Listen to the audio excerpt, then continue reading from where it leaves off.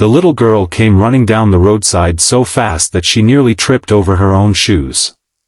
Her face was wet with tears, her small hands were shaking, and behind her, the distant sound of shouting echoed through the quiet afternoon. She stopped in front of a group of bikers gathered outside a roadside cafe, looked up at the biggest man among them, and cried out with a trembling voice, "They're hurting my mama." For a moment, everything went silent. The bikers had been laughing only seconds earlier, enjoying a peaceful afternoon beneath the bright daylight, but the little girl's words changed the atmosphere instantly. Her name was Alara, an 8-year-old with messy dark brown hair, a faded pink sweater, and a tiny backpack hanging from one shoulder. She kept wiping her tears with the sleeve of her sweater, but they wouldn't stop coming. The bikers exchanged serious looks. None of them knew this child, and none of them knew what had happened, but every one of them could see that she was terrified. Before we continue, if you believe in kindness, second chances, and helping someone when they desperately need it, please like this video, share it with someone who believes in the same values, leave a comment, and subscribe to Little Kindness Tales. Your support helps us bring more stories of courage and compassion to life. The man Alara had approached was named Rourke, a quiet 42-year-old mechanic who rarely spoke unless there was something important to say. He looked at the child carefully and noticed something that made his expression soften. She wasn't asking for attention. She wasn't trying to frighten anyone. She was genuinely desperate for help. Rourke crouched down so he could meet her eyes and calmly asked where her mother was. Alara pointed toward an old brick building across the road, where a narrow alley disappeared between two shops. Rourke immediately stood and looked at the other bikers. There were 6 of them, all members of a local riding club known for spending their weekends helping stranded motorists, repairing bikes for elderly residents, and collecting food for families in need. They were rough-looking men from a distance, with leather jackets and heavy boots, but their reputation in the community was very different from what strangers might assume. They didn't go looking for trouble. They avoided it whenever possible. But they also believed that when someone vulnerable needed help, looking away was not an option. Rourke told Alara to stay beside one of the bikers, a gentle giant named Calder, while he and 2 others crossed the street. They moved quickly but carefully. As they reached the alley, they heard raised voices coming from behind the building. Rourke lifted a hand, signaling everyone to stop. He didn't want the situation to become more dangerous. Instead, he stepped forward and called out that someone had reported a disturbance and that emergency services were being contacted. The voices stopped. A few seconds later, 2 men appeared at the entrance of the alley. Their expressions changed when they saw the bikers standing there. Rourke didn't threaten them. He simply told them to step away from the woman and wait for authorities to arrive. The bikers stayed together, keeping their distance while making it clear that they were not going to leave. Behind them, Alara stood frozen. Then she saw her mother. Her mother, Maribel, slowly emerged from the alley. She looked frightened and exhausted, but she was standing. The moment Alara saw her, she ran forward and wrapped both arms around her mother's waist. Maribel immediately knelt and held her daughter tightly. She tried to smile, but tears appeared in her eyes. Alara kept asking if her mother was okay. Maribel assured her that she was safe now. What the bikers didn't know was that this moment was the result of months of hardship. Maribel had been raising Alara alone while working long hours at a small bakery across town. She had recently fallen behind on rent after missing several shifts when Alara became sick. The building where they lived was owned by a property manager who had been pressuring Maribel to leave. Earlier that afternoon, 2 men connected to the property had confronted her and tried to intimidate her into signing papers she didn't understand. Maribel had refused. She had told them she needed time and wanted everything handled properly. The confrontation had become frightening, and Alara had been inside the building.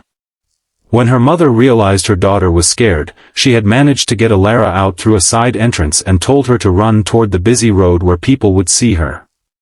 Alara had done exactly what her mother asked. And she had found the bikers. When emergency responders arrived, the situation was handled safely. The men involved were questioned, and Maribel was able to explain everything that had happened. But after the authorities left, another problem remained. Maribel had nowhere to go that night. She had only a few dollars in her purse. Her apartment was no longer a safe place for her and Alara, and she didn't have relatives nearby. Rourke noticed Maribel trying to hide her worry from her daughter. She kept telling Alara that everything would be fine, but her eyes told a different story. The bikers quietly gathered around. Calder suggested a nearby family shelter, but it was already full. Another biker, Soren, knew of a community center that sometimes provided emergency rooms for mothers with children. They called, but the center had no available space until the following morning. For the first time since Alara had arrived, Rourke looked genuinely troubled. Then something unexpected happened. One of the youngest bikers, a man named Tavian, removed his jacket and gently placed it around Alara's shoulders because the afternoon breeze had become cooler. Alara looked up at him and whispered that she was sorry for causing trouble. Tavian shook his head. She hadn't caused trouble. She had asked for help. That distinction mattered. The bikers decided they would not simply leave the mother and daughter waiting on the sidewalk. They contacted a local family support organization and explained the situation. While they waited for a response, they bought Maribel and Alara food from the cafe. Alara hadn't eaten since breakfast. As she sat at a table eating a sandwich, she kept glancing at the bikers as though she couldn't understand why strangers would care so much. Rourke sat across from her and told her that sometimes people meet at exactly the moment when they are needed. Alara didn't completely understand. But she smiled. That tiny smile changed something in the room. About an hour later, a woman from the community support organization arrived. She had spoken with Maribel and arranged temporary accommodation for the family. She also connected Maribel with a legal assistance group that could help her understand her housing rights and deal with the people who had threatened her. For the first time that day, Maribel breathed normally. She thanked the bikers again and again. Rourke simply told her that she didn't owe them anything. But the story didn't end there. The next morning, the bikers returned to the community center. They brought groceries. They brought school supplies for Alara. And Calder brought a small purple bicycle helmet because Alara had told him she dreamed of learning to ride a bicycle. Maribel couldn't hold back her tears. She had spent so long believing that asking for help meant she had failed. Now she was beginning to understand that sometimes accepting kindness was its own form of strength. Over the following weeks, the bikers continued helping in practical ways. Soren helped Maribel find steady work at a neighborhood cafe. Tavian repaired a broken cabinet in their temporary apartment. Calder helped Alara practice riding a bicycle in the community center parking lot every afternoon. Rourke remained mostly in the background. He never wanted praise. He simply checked that everything was going well. One bright Saturday afternoon, several months after that frightening day, the bikers were gathered outside the same cafe where Alara had first approached them. Suddenly, a little girl wearing a pink helmet came racing toward them on a purple bicycle. It was Alara. She stopped in front of Rourke, jumped off the bike, and proudly announced that she could ride without anyone holding the seat. Everyone laughed. Maribel stood a few steps behind her, smiling with tears in her eyes. Her life wasn't perfect. There were still bills to pay, difficult memories to overcome, and many challenges ahead. But she had a safe home now, steady work, and something she had almost forgotten existed. Hope. Alara looked at the bikers and said that she would never forget the day she ran to them. Rourke smiled and told her that they would never forget the day she taught them something either. She had reminded them that courage doesn't always look like a powerful person standing tall. Sometimes courage looks like a frightened little girl running down a sunny road, trusting that somewhere ahead, a kind person might be waiting.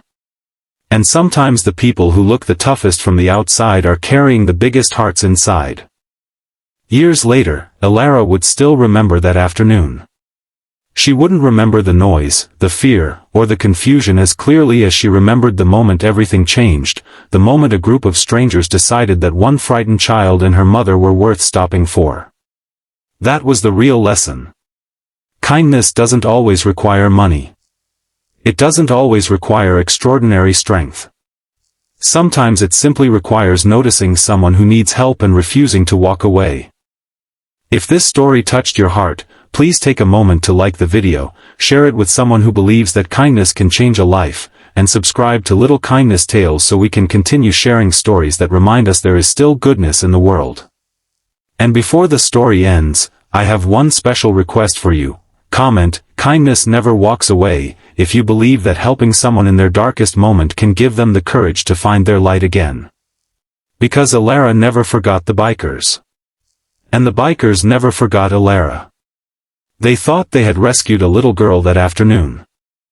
But in truth, that little girl had reminded all of them why kindness matters. Sometimes, the smallest voice can stop a crowd. Sometimes, the bravest heart can belong to a child. And sometimes, one simple decision to help a stranger can become the beginning of an entirely different life.